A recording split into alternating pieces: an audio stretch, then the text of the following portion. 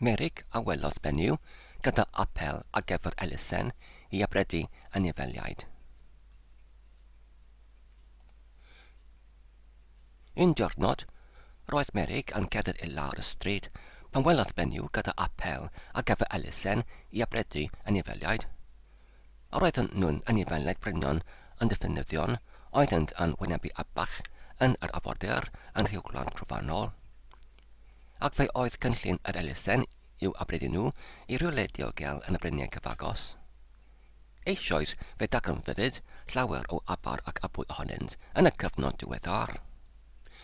Roedd rhai yn y cyfryngau yn dweud nad oedd digon o afalwch yn eu hamddiffyn. Roedd yn eraill yn dweud yr oedd eu herthiglau yn hollol absenus ac ebrysg, ac oedden nhw yn galw am eu adnewyddu ac eu ysgrifenwyr I ymddiherio.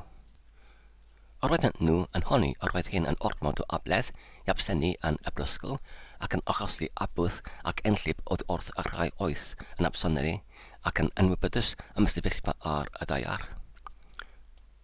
Yn y diwedd, roedd yn dagrynfwyd o fod yr erthiglau ysgrifenwyd gyda'r rhai yn y brysgaw, ac yr oedd y cyhoeddiadau berthnasol yn galw am eu amsolofi oddi wrth y bred yma.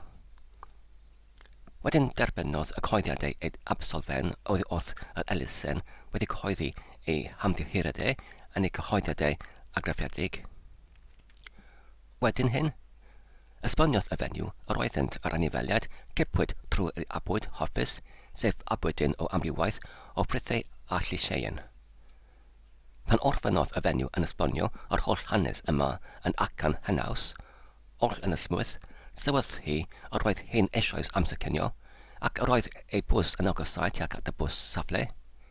Ysgynnodd y fenyw I mewn i'r bws ac wedi dweud ei cyfarchiadau gadael, diolchodd hi Meurig am ei gwrando am ei traddodiad.